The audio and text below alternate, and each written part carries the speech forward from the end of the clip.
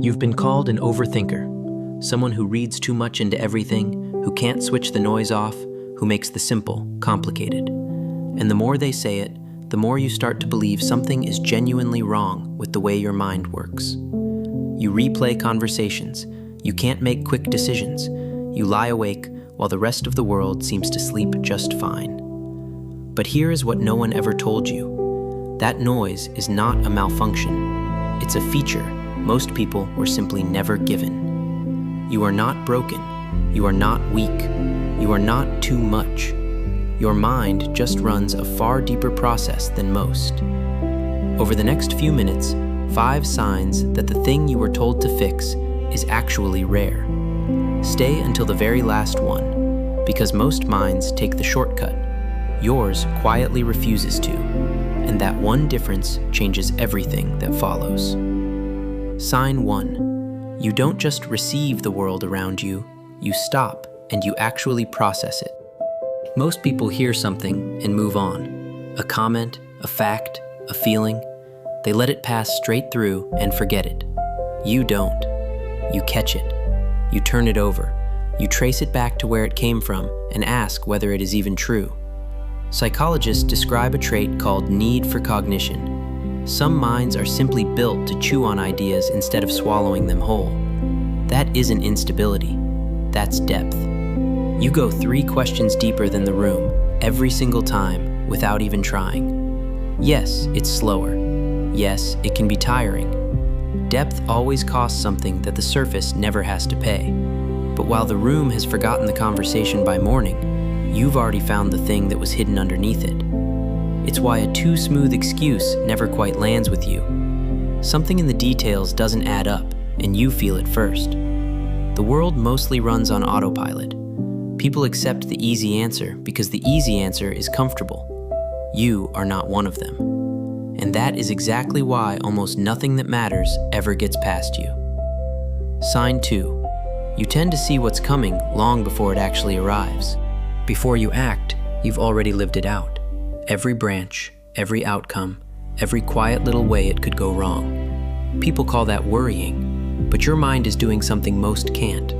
It is simulating the future before it ever happens.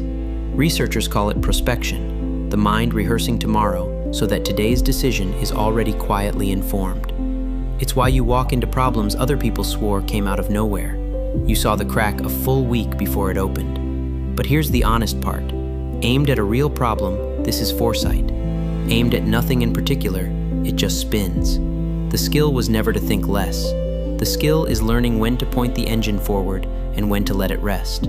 Once you learn that, you stop being the anxious one. You become the one who is almost never truly caught off guard.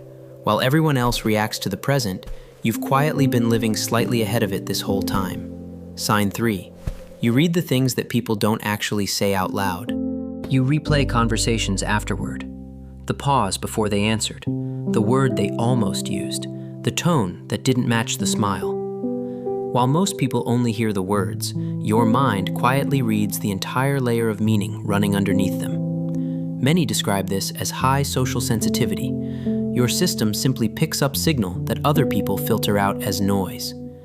It's why you overthink your relationships, not because you're insecure, because you genuinely see them in detail others miss. That voice asking if something felt off, it's often right.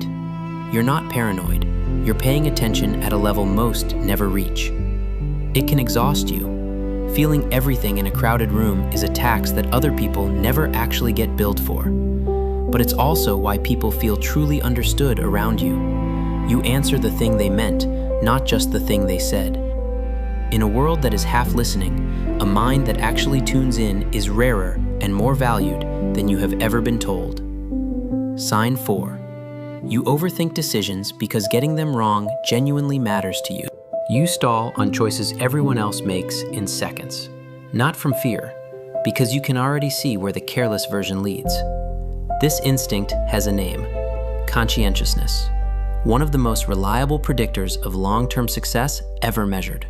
You don't take the shortcut, not because you can't, because you've already watched, in your head, where shortcuts tend to end. People mistake your care for indecision. They confuse the time you take with simply not knowing what you want. But notice this: the things you finally commit to tend to hold. They were built slowly, on purpose, to actually last. The same care turns inward, of course. You hold yourself to a standard you would never once demand of anyone else. So be fair to that mind. The standard that exhausts you is the very same one that makes your work worth trusting. People learn they can rely on you, and in a careless world, being genuinely reliable is quietly its own kind of power. Which brings us to sign 5, the one almost nobody ever connects to overthinking at all. When your mind wanders, it doesn't go nowhere. It goes everywhere, and quietly, it starts connecting things. A problem from work, a line from a book, something a friend said years ago, all of it suddenly snapping together into one idea. Researchers studying the brain's resting, wandering state link exactly this kind of drift to creativity and genuine insight. Your mind never fully clocks out. Even at rest, it's quietly running in the background, still looking for the pattern. It's why the idea so often arrives at 2 in the morning. The same restless mind that keeps you up is the one that creates. Pointed the right way, the very thoughts that keep you awake become the things that only you could ever have made. So no, your mind is not too loud, too fast, or too much. It's a high-powered instrument that no one ever taught you to aim. The goal was never to think less. It was to aim all that depth at the few things that truly deserve it and release the rest. A mind like yours was never a burden to be managed. It's an advantage that most people will simply never have. You were never built to think like everyone else. You were built to go deeper. So let yourself. If any of this felt like someone finally describing the inside of your own head, that is not a coincidence. Subscribe, and the next video might put words to something you've felt your whole life but never been able to name. Stay with me. The most interesting thing about your mind is the part we haven't reached yet.